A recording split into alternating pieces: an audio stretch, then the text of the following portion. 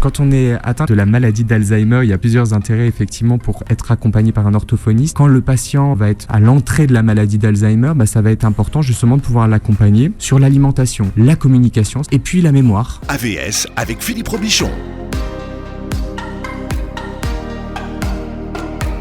C'est pour votre santé. Et oui, on parle de santé pendant 1 heure à l'heure du déjeuner sur Beurre FM. Soyez les bienvenus. Je suis très content de vous retrouver aujourd'hui. Et alors, je suis particulièrement ému aujourd'hui parce que je reçois un orthophoniste, Aurélien Bresson, qui est avec nous. Bonjour et bienvenue. Bonjour. Alors, pourquoi je suis ému ? Parce que un orthophoniste, on n'en trouve pas. Donc, quand vous m'avez dit que vous vouliez venir, j'ai dit, voilà, j'ai un orthophoniste de disponible.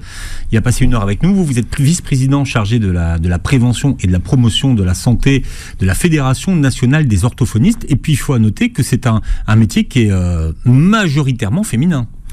Oui, on est effectivement, il y a 95% de femmes, je crois, dans cette profession, mais il y a aussi des hommes.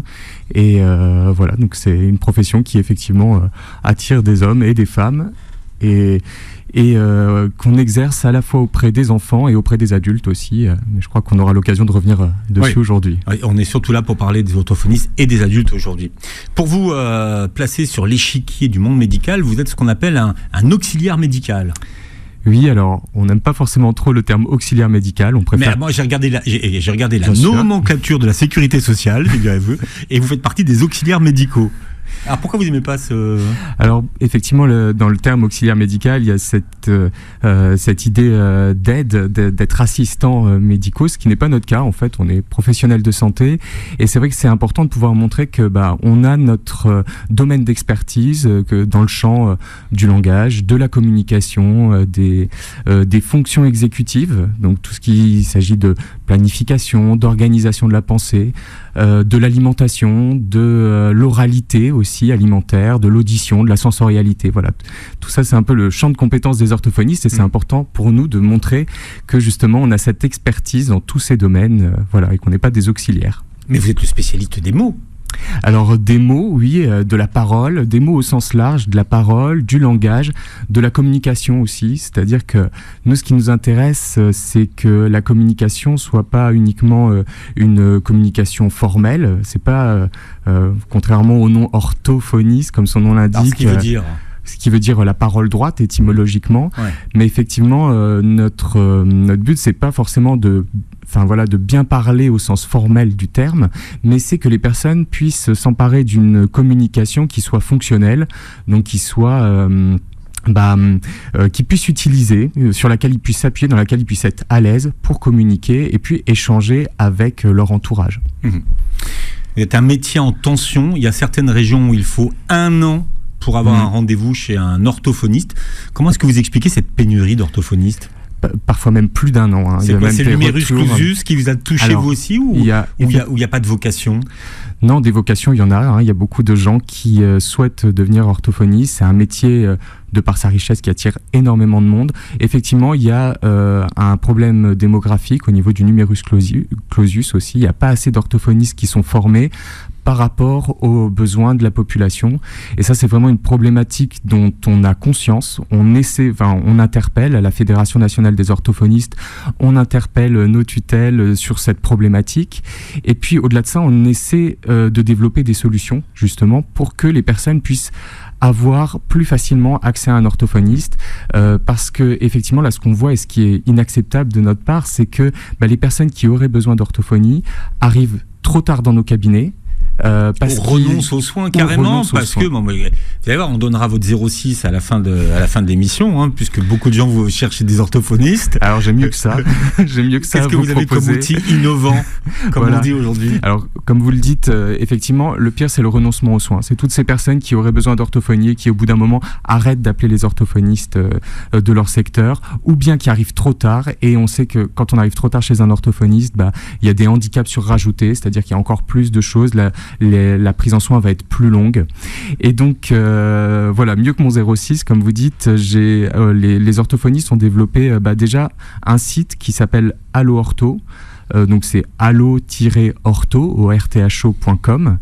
Alors c'est déjà un site d'information sur lequel on peut se rendre et on peut vraiment trouver des articles qui répondent à toutes les questions qu'on peut se poser sur les troubles du langage. Voilà, sur les troubles du langage, mais aussi de l'alimentation, des fonctions oromofaciales. Voilà, auxquelles on ne pense pas non plus dans vos compétences. Voilà, ouais. On imagine effectivement des orthophonistes qui travaillent avec des enfants, mais en fait on travaille aussi avec des adultes. Et donc sur ce site vous avez des articles, par exemple je perds souvent mes mots, qu'est-ce que je dois faire, je n'ose plus communiquer avec mon entourage, je n'arrive plus à mâcher suffisamment, à m'alimenter comme il faut, ou pour le tout petit, mon enfant justement a des problèmes pour téter. Toutes ces questions-là, en fait, on peut trouver des réponses sur ce site. Ça, c'est un premier point. Et c'est vrai que ça va au-delà de ça, puisque comme vous le disiez, on n'a pas toujours un orthophoniste sous la main à qui on peut poser ses questions, parler de ses inquiétudes. Et donc ce site Allo Ortho aussi, il propose dans certaines régions de pouvoir remplir un questionnaire et d'être rappelé par un orthophoniste. Donc ça, c'est vraiment un premier pas en matière de prévention, c'est-à-dire que les personnes qui le souhaitent peuvent aller sur ce site, remplir un questionnaire. Si elles font partie des régions où l'expérimentation est en cours et c'est en train de prendre de l'ampleur, sont rappelés par un orthophoniste qui pourra à ce moment-là prendre le temps de parler avec ces personnes-là, de répondre à leurs inquiétudes, de voir si des examens complémentaires peuvent être mis en place et éventuellement, si besoin, de les orienter vers un bilan orthophonique. Donc ça a vraiment pour but de répondre à cette question. Chez un orthophoniste, pour le coup. Alors de pouvoir leur dire, effectivement, répondre à leurs inquiétudes et de leur dire si oui ou non ils ont besoin d'un bilan orthophoniste. Et après, effectivement, parce que ça c'est, je vois votre question, c'est comment est-ce qu'on peut faciliter aussi le fait de pouvoir aller chez un orthophoniste. Pour ça, on a développé effectivement une liste d'attente commune, une liste d'attente territoriale justement qui est disponible sur InziCare. Alors c'est INZEE .care, C-A-R-E, sur lesquels les personnes qui ont besoin d'un bilan orthophonique peuvent s'inscrire justement, et donc leur demande sera diffusée à l'ensemble des orthophonistes inscrits sur cette plateforme proche de chez eux, ce qui a pour but vraiment de fluidifier le parcours effectivement, et on l'espère, accéder plus facilement à un orthophoniste. Dans le parcours de soins, est-ce qu'il faut être orienté par son médecin généraliste ou pas ? Alors, la plupart du temps, effectivement, la porte d'entrée, c'est le médecin généraliste, c'est-à-dire qu'on peut s'adresser à son médecin généraliste si on a des inquiétudes et il pourra nous répondre. Ce qui est nouveau aussi depuis quelques temps, c'est sur certains territoires, on peut aussi avoir accès à un orthophoniste directement avec un accès direct, et à ce moment-là, on peut... C'est une façon de plus, avec le site Allo Ortho dont je vous ai parlé, mais c'est une façon de plus de pouvoir accéder à un orthophoniste plus facilement pour pouvoir prendre rendez-vous et échanger avec lui sur les inquiétudes qu'on peut avoir. D'accord. Et donc, vous êtes remboursé par la Sécurité sociale, enfin vous êtes pris en charge par la Sécurité sociale, il faut quand même le dire aussi, ça c'est important. C'est important, on est conventionné, la grande majorité des orthophonistes sont conventionnés, et donc c'est pris en charge par la Sécurité sociale. L'orthophoniste intervient à tous les âges de la vie et il n'y a pas d'âge pour consulter un orthophoniste. C'est un peu le sens de la campagne que la Fédération nationale des orthophonistes vient de lancer. Cette campagne de prévention s'intitule « Je vieillis et si j'avais besoin d'un orthophoniste ». Alors quel est le sens de cette campagne ? Alors en fait, déjà avant toute chose, c'est comme vous le disiez, le fait que les orthophonistes, on a besoin de faire appel à leur expertise, pas seulement quand on est un enfant, mais aussi à l'âge adulte. Donc on peut avoir besoin d'avoir une prise en soin orthophonique. Alors c'est le cas des personnes qui peuvent avoir été victimes d'un AVC. On sait que les accidents vasculaires cérébraux, c'est la première cause de handicap acquis chez l'adulte en France. Donc ça, c'est une des premières choses. Des personnes qui, suite à un AVC ou bien un traumatisme crânien ou parce qu'ils ont une maladie auto-immune, par exemple, peuvent présenter une aphasie, c'est-à-dire une perte, une lésion, une altération du langage acquise. Alors, et donc peuvent avoir besoin d'une prise en soin orthophonique. Bien sûr. Mais là, vous allez générer encore une demande, en fait, finalement. Alors, c'est par rapport à la campagne Je vieillis et si j'avais besoin d'orthophonie, nous, notre objectif, c'est de se dire que le vieillissement, c'est un défi à relever. C'est-à-dire que les études montrent qu'en 2050, un tiers de la population française aura plus de 60 ans, donc c'est une chance, parce qu'on vit plus vieux, on vieillit plus vieux, à condition de vieillir en bonne santé, et on se rend compte que si l'espérance de vie s'allonge, eh bien l'espérance de vie en bonne santé, elle stagne. Donc nous, notre but, c'est vraiment une campagne de prévention avant toute chose. Donc cette campagne, elle s'adresse aux personnes qui vont bien, qui vieillissent, qui se posent des questions sur leur vieillissement. Et encore une fois, vieillir, c'est pas une maladie. C'est ce qu'on veut expliquer par cette campagne. D'accord, mais alors comment est-ce qu'on peut agir en prévention avec de l'orthophonie? Qu'est-ce qu'on prévient? Alors, là, c'est pas de la curation, hein, c'est pas. C'est ça. Voilà. C'est que du coup, on est avant les soins. Ce qu'on veut déjà par cette campagne, c'est justement que les personnes puissent avoir les bons réflexes, n'aient pas besoin de venir voir un orthophoniste parce que justement, ils ont pu mettre en place plein de choses qui leur permettent de vieillir en bonne santé.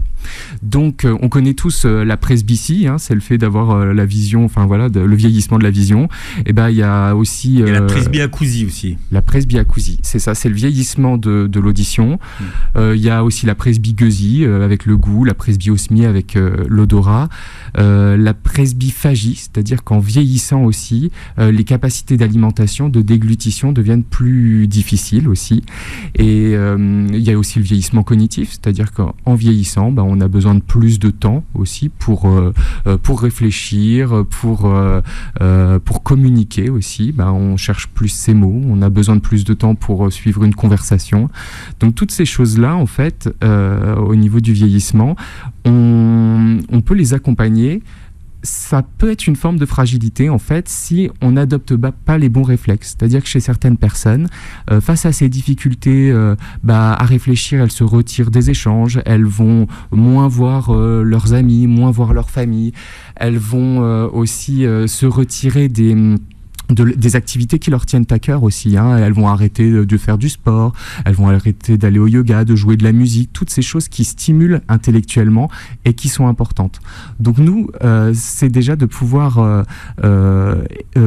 expliquer pendant cette campagne sur 5 axes. On a choisi 5 axes de l'expertise de l'orthophoniste: la communication, la cognition, c'est-à-dire la mémoire, la concentration, l'attention, l'alimentation et l'oralité alimentaire, la sensorialité avec tout ce qui concerne le goût, la vue, l'audition, et puis derrière tout ça, le 5e axe, c'est l'autonomie et la qualité de vie.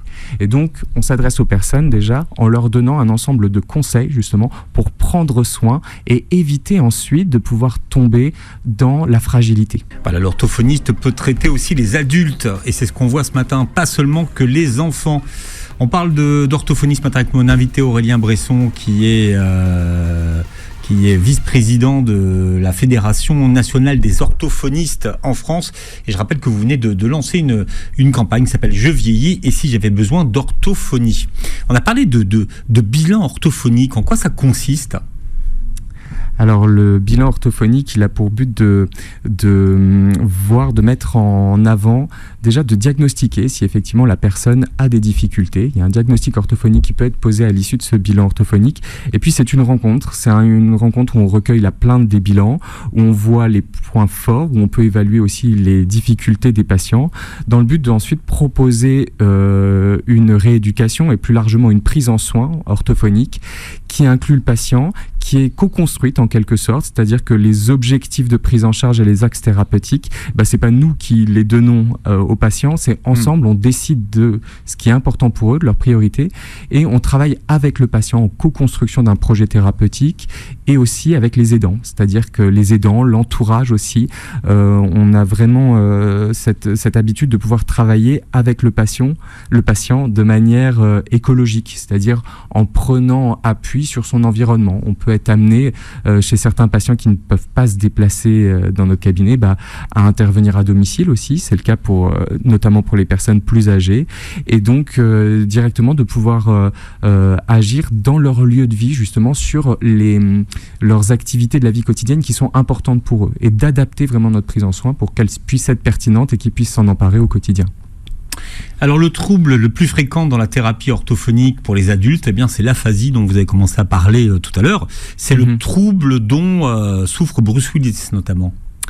Oui, alors effectivement, Bruce Willis a une aphasie primaire progressive. En fait, le terme peut être un peu trompeur parce que quand on parle d'aphasie, on parle plutôt d'un trouble acquis, c'est-à-dire suite à un traumatisme crânien ou un AVC majoritairement.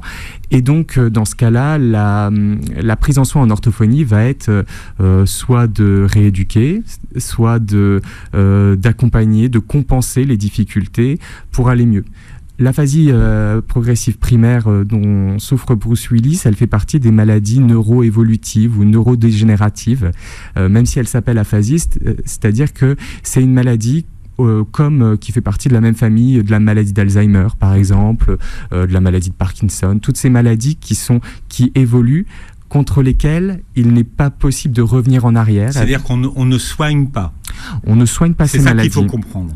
À l'heure actuelle, on ne peut pas soigner les maladies neuroévolutives comme la maladie d'Alzheimer. Par contre, il y a effectivement certaines études, dont une étude qui est sortie dans le magazine The Lancet, qui montre que si on arrivait à jouer sur tous les facteurs de risque de la maladie d'Alzheimer, on pourrait réduire de 40% le nombre de personnes qui souffrent d'une maladie d'Alzheimer. Alors on parlera de la maladie d'Alzheimer tout à l'heure, mais pour revenir à l'aphasie, les capacités intellectuelles sont altérées dans l'aphasie ou pas ? Non. C'est ça qu'il faut comprendre. Hein. Voilà, en fait, c'est vraiment un trouble fonctionnel qui touche le langage et qui peut toucher aussi les fonctions exécutives. Donc les personnes qui sont aphasiques, alors on va avoir plusieurs axes d'intervention en orthophonie. Soit on va pouvoir, et notamment si on prend en soin en phase aiguë, réentraîner le patient pour restaurer justement ses capacités. Soit on va pouvoir aussi réussir à réorganiser pour que le patient puisse parler. Alors ce qu'il faut savoir, c'est qu'il y a l'aphasie, mais il n'y a pas que le langage qui peut être touché, il y a aussi le langage écrit. Il peut y avoir une alexie, des patients qui ont des difficultés à écrire, à lire par exemple. Il peut y avoir une anomie, c'est-à-dire qu'on recherche ces mots. On peut avoir des difficultés au niveau du calcul aussi. Donc c'est vraiment le but du bilan orthophonique, ça va être de cibler justement qu'est-ce qui est touché, les différents aspects qui peuvent être touchés.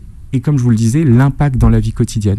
Donc parfois, un des objectifs de la rééducation orthophonique, ça va être aussi de compenser ces choses-là, de mettre en place des outils dans le quotidien, des outils par exemple de communication alternative, des classeurs de communication. Alors, ou des outils informatisés. Je ne sais pas si vous appelez ça des béquilles, mais ça ressemble à des béquilles. Donc sur les problèmes de langage, qu'est-ce que vous pouvez mettre en place comme outil ? Expliquez-nous, ça c'est intéressant. Alors les béquilles, c'est un peu le terme qu'on utilise avec les patients, c'est-à-dire que effectivement il y a le trouble, c'est une chose, et ce qui crée le handicap, c'est la manière dont finalement son environnement va pouvoir aider le patient à aller mieux. Donc on va pouvoir mettre en place justement des béquilles pour que même si le langage n'est plus le même comme avant, et le patient puisse continuer à se faire comprendre et à comprendre aussi, puisque le langage c'est aussi de la compréhension. Parmi les béquilles qu'on peut mettre en place, il y a des outils de communication. Alors ça peut être des classeurs de communication, ça peut être des tablettes par exemple, que les personnes aphasiques peuvent utiliser justement en pointant du doigt des images, des photos, des mots écrits pour mieux se faire comprendre quand justement il leur manque les mots, ils ne retrouvent plus les mots. Et puis, ça c'est les outils, on a toute une gamme d'outils physiques, informatisés, matériels.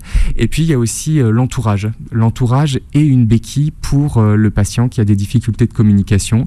Et c'est aussi notre rôle d'orthophoniste de pouvoir former les aidants. On a notamment, vous parliez pour les patients aphasiques, on a développé un programme de formation des aidants de personnes aphasiques. Donc les personnes qui vivent avec des personnes aphasiques peuvent justement aller sur le site de la Fédération nationale des orthophonistes, et là ils ont accès à des modules de formation en ligne justement où ils vont apprendre à devenir un bon communicant, un interlocuteur actif qui va aider la personne en difficulté de langage. Donc ils vont apprendre justement comment laisser le temps à l'autre de parler, de poser ses questions, comment fournir... Et de pas terminer les phrases à sa place. Il y a beaucoup de personnes que ça aide, que ça énerve, effectivement, quand on termine leur phrase, ça les énerve parce qu'ils se disent mais tu m'écoutes pas, et ça, effectivement, dans les couples aphasiques ou dans les familles aphasiques, ça peut créer aussi des difficultés, et donc notamment le fait de pouvoir accompagner les aidants, c'est aussi leur expliquer ce qu'est le trouble. Donc il y a alors expliquez-nous le trouble en fait. C'est quoi? C'est le langage qui sort plus? Alors il y a autant d'aphasies que de personnes aphasiques. Il peut y avoir des aphasies non fluentes, c'est-à-dire des personnes pour qui les mots sont bloqués. Ils ont une impossibilité à produire la parole, à la fois parce que les mouvements justement de la parole, les mouvements pour produire les sons de la parole, ils n'arrivent plus à les faire de manière automatique. Il y a des blocages, il peut y avoir jusqu'à un mutisme, des patients qui ne parlent plus du tout, notamment en phase aiguë de la maladie tout au début, alors même que ces patients-là n'ont pas de problème de compréhension, ou en tout cas des problèmes légers de compréhension. Et puis il y a l'inverse aussi, il y a aussi des patients où le langage est très fluent, c'est-à-dire ils arrivent à sortir des sons de la parole, mais par contre ça donne une logorée, c'est-à-dire qu'on les arrête plus de parler, ou bien ça donne un jargon, c'est-à-dire que ce qu'ils disent est incompréhensible, ça n'a pas forcément de sens parce qu'il y a énormément de déviations des sons, déviations des mots. Et puis des patients qui ne comprennent plus, qui n'arrivent plus à accéder à la compréhension du langage. Et pour certains, c'est des troubles qui peuvent être assez fins, c'est-à-dire qu'ils ont du mal à accéder à la dimension implicite de la parole. Quand on va leur faire du second degré, utiliser l'humour, toutes ces choses-là, ça va être compliqué pour eux aussi de le percevoir. Et puis, il y a des patients qui vont avoir des troubles qu'on appelle des troubles cognitivo-linguistiques, c'est-à-dire que en plus de leurs troubles lexicaux, ils vont avoir des difficultés attentionnelles, par exemple. Ils vont être perturbés par tous les bruits de leur environnement et donc du coup ils vont avoir du mal à se concentrer sur une tâche et donc à parler, mais aussi des difficultés de mémoire aussi, on l'oublie, les orthophonistes aussi aident les personnes, que ça soit les personnes aphasiques ou bien dans le cadre des maladies neurodégénératives avec des troubles de la mémoire, des difficultés de planification, c'est-à-dire à organiser leurs actions, quand ils vont devoir suivre une recette de cuisine, s'habiller même, ils vont avoir du mal à planifier les différents actes dans l'ordre. Les séquences, quoi. Les séquences, tout à fait. Mais le langage, il est situé dans quelle zone du corps? Alors, c'est difficile de répondre à cette question. Pendant longtemps, on s'est rendu compte que majoritairement, les aspects formels du langage, ils étaient plutôt portés par le cerveau gauche dans la majorité des personnes droitiers, dans ce qu'on appelait l'hémisphère dominant. Mais en fait, on se rend compte qu'en fait, pour parler, le langage, c'est pas juste des mots, c'est pas juste bien parler, comme je vous le disais en début d'émission. C'est que finalement, on utilise toutes nos compétences. On a besoin de nos compétences frontales, de notre cerveau frontal pour planifier ce qu'on veut dire, justement. On a besoin aussi de nos compétences de l'hémisphère droit, donc chez la majorité des personnes, l'hémisphère droit, c'est celui qui est plutôt le siège des émotions, on a besoin des émotions, et des capacités pragmatiques. Alors nous, c'est quelque chose sur lequel on est particulièrement, qui nous intéresse particulièrement en tant qu'orthophoniste, c'est-à-dire que pour communiquer, on a besoin effectivement de la forme du message, on a besoin de trouver les bons mots, les bons sons pour parler, mais ça suffit pas. On a besoin du sens du message, c'est-à-dire qu'il faut que ce qu'on communique à l'autre soit porteur de sens. Et enfin, on a une intention quand on parle, c'est-à-dire qu'on a besoin de transmettre aussi, d'agir sur notre interlocuteur, de transmettre des émotions, de travailler sur la relation. Et tout ça, c'est porté plutôt par l'hémisphère droit, justement. Chez les personnes aphasiques. Donc, si on ne soigne pas, finalement, on maintient, on empêche le déclin. À quel résultat on peut s'attendre avec l'orthophonie? Alors, ça dépend de beaucoup de choses. Ça dépend de la lésion du patient, mais pas que. Ça dépend des difficultés que le patient peut présenter. Ça dépend de ses capacités de récupération aussi. Il y a des patients qui vont pouvoir récupérer, d'autres. Et puis ça dépend du type de pathologie aussi. C'est-à-dire que quand on est dans le cadre d'une maladie neurodégénérative, à ce moment-là, maladie neurodégénérative. À ce moment-là, on a besoin de maintenir le plus possible les capacités de communication, c'est-à-dire vraiment de ralentir en quelque sorte l'impact de la maladie sur le quotidien du patient. Pourquoi on en parle si peu de l'aphasie en fait? Alors c'est vrai que Bruce Willis a jeté un coup de projecteur sur ce symptôme et sur cette maladie, mais c'est vrai qu'on en parle très peu de l'aphasie. Alors on en parle peu effectivement, peut-être parce que le langage, la mémoire, c'est un handicap invisible. Hein. Les personnes qui souffrent d'aphasie, effectivement, ça va pas sauter aux yeux, ça va pas se voir. Et donc il y a aussi toute cette question-là de pouvoir, donc forcément c'est moins visible, et puis de pouvoir justement former, comme je vous le disais, les aidants, pour leur dire voici les difficultés de votre conjoint, de former aussi la société de manière générale pour expliquer ce que c'est que les troubles du langage, de la cognition et de l'alimentation par exemple, pour qu'ils se rendent compte qu'effectivement c'est un handicap. Ça vient entraver les activités quotidiennes.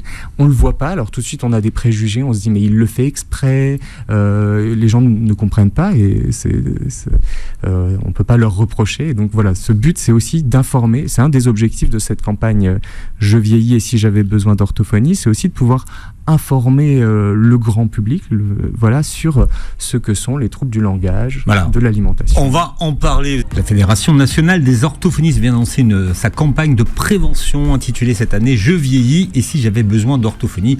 Il en parle ce matin avec Aurélien Bresson qui est vice-président chargé de la prévention et de la promotion de la santé à la Fédération nationale des orthophonistes. Alors, on est tous concernés par le vieillissement et la voix aussi vieillit. Oui, la voix vieillit, les fonctions de communication vieillissent. Donc effectivement, le risque, c'est que, comme je vous le disais, le vieillissement, c'est pas une maladie. Mais par contre, c'est vrai que quand on est confronté au vieillissement de certaines fonctions, quand notre voix est plus faible, quand on entend moins bien son interlocuteur, ça représente une fragilité. Alors nous aussi, ce qu'on essaie de faire passer comme message dans cette campagne, c'est que la fragilité, c'est quelque chose de réversible. C'est-à-dire que quand on a un patient qui commence à se retirer des activités qui lui tiennent à cœur, qui commence à ne plus manger certains aliments, par exemple la viande qui devient un peu trop compliquée à mastiquer, c'est des patients qui progressivement en fait vont peut-être risquer de moins manger avec les risques que ça représente, la perte de poids, la dénutrition, voire la déshydratation aussi, c'est un des risques importants qu'on peut retrouver chez les personnes qui vieillissent. Et donc, alors on va parler de la presbyphagie. Voilà. Alors très peu de gens savent ce que c'est, à part être concerné par son entourage. C'est quoi la presbyphagie ? Alors la presbyphagie, c'est le vieillissement des fonctions de déglutition. Donc ça peut mais au sens large, et de l'alimentation. C'est-à-dire que c'est des personnes qui vont avoir du mal à s'alimenter, à boire et à manger, qui peuvent avoir des difficultés par exemple de mastication, les repas vont être très longs et donc au fur et à mesure ils vont manger de moins en moins, ils vont se détourner de certains aliments, ils vont aussi avoir des fausses routes par exemple. Alors la fausse route pour tout le monde ? La fausse route, c'est quand on avale de travers, c'est-à-dire que l'aliment ne passe plus dans l'œsophage mais dans la trachée, ce qui représente un risque extrêmement important, notamment de pneumopathie d'inhalation, de pneumopathie, c'est-à-dire que si les aliments vont dans les poumons, ça peut s'infecter, et donc du coup ça c'est une difficulté qui menace les personnes qui ont des difficultés d'alimentation. Et donc le risque, c'est ce cercle vicieux que nous on essaie de casser en montrant que justement, en ayant les bons réflexes, et ça fait partie des conseils qu'on apporte dans cette campagne de prévention, on peut justement sortir de cette fragilité.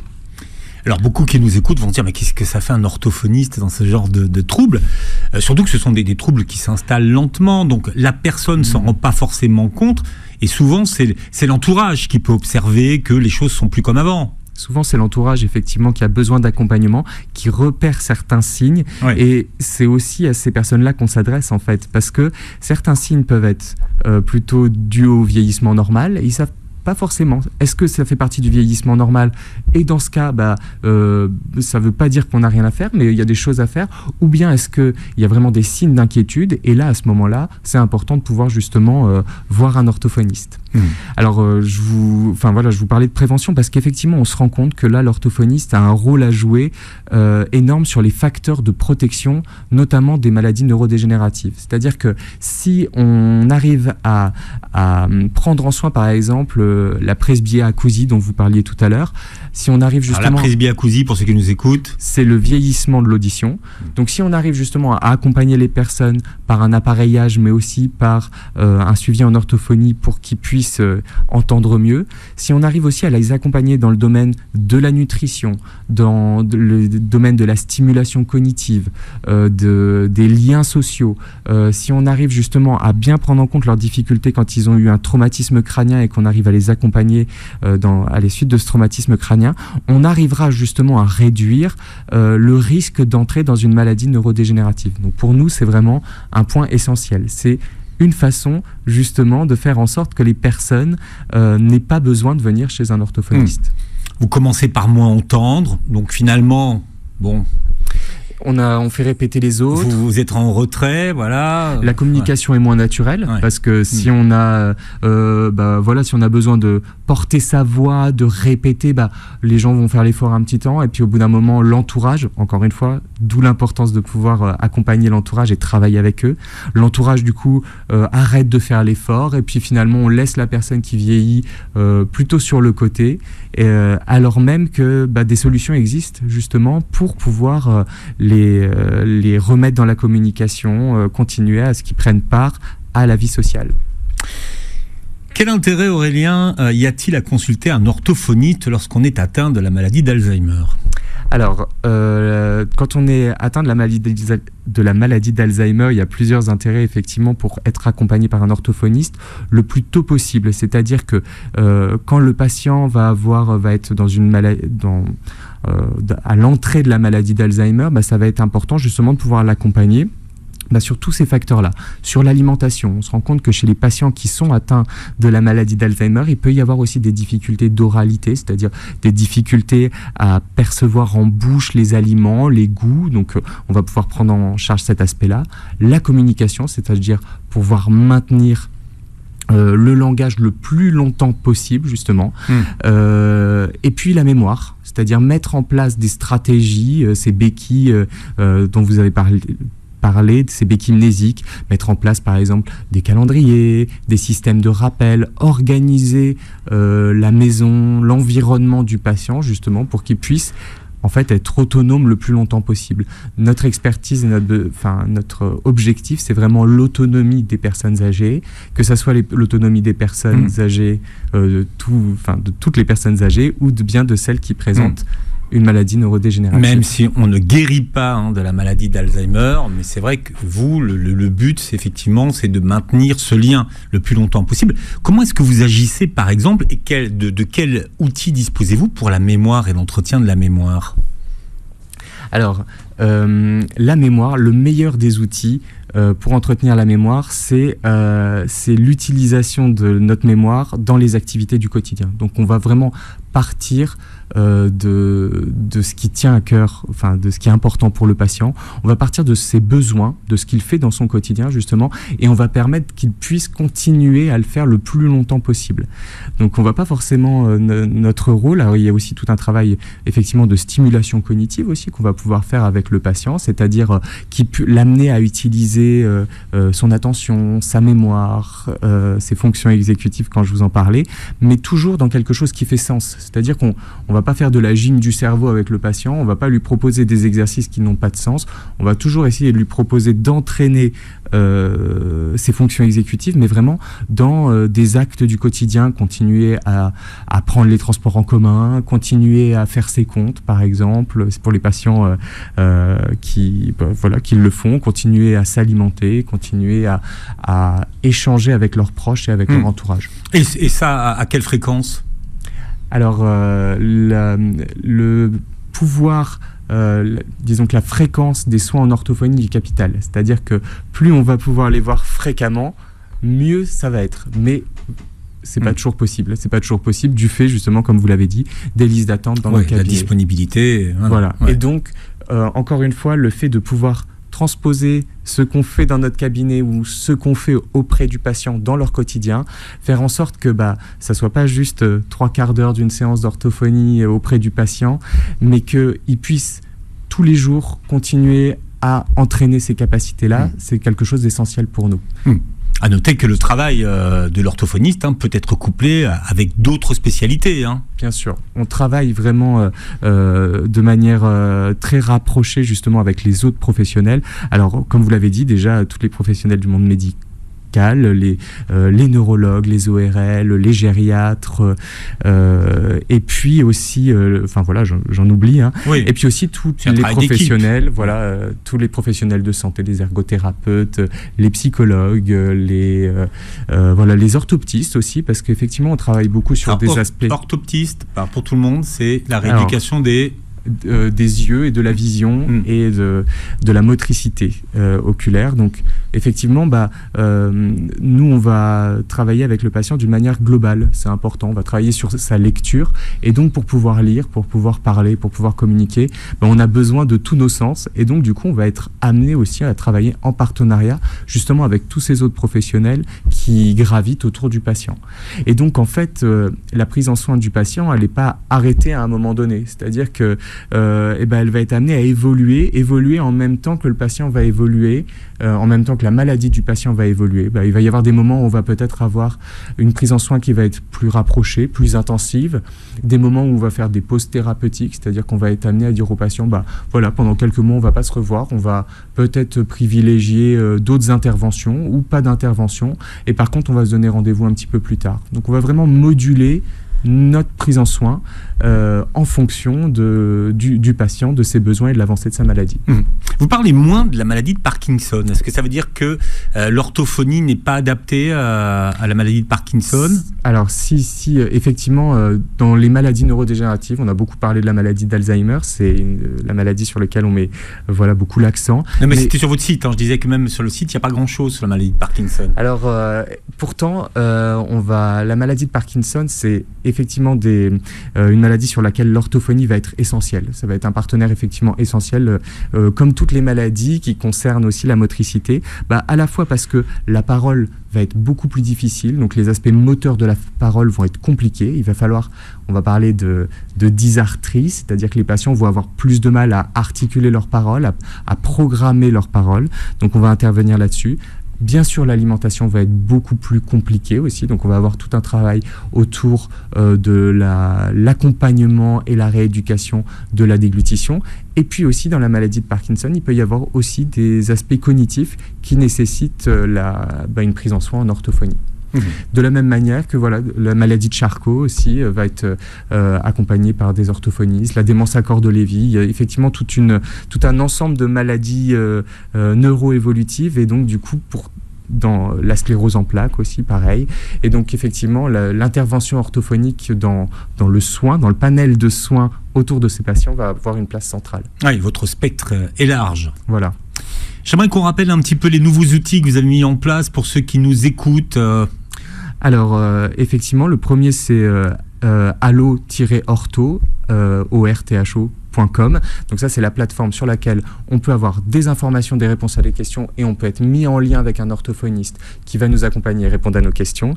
Et l'autre outil, ça va être InZeeCare, INZEE.care, CARE, sur lequel on va pouvoir accéder à une liste d'attente territoriale, justement, pour pouvoir avoir plus de chances aussi d'avoir un rendez-vous chez un orthophoniste. D'accord, ça veut dire quelque chose, INZI ?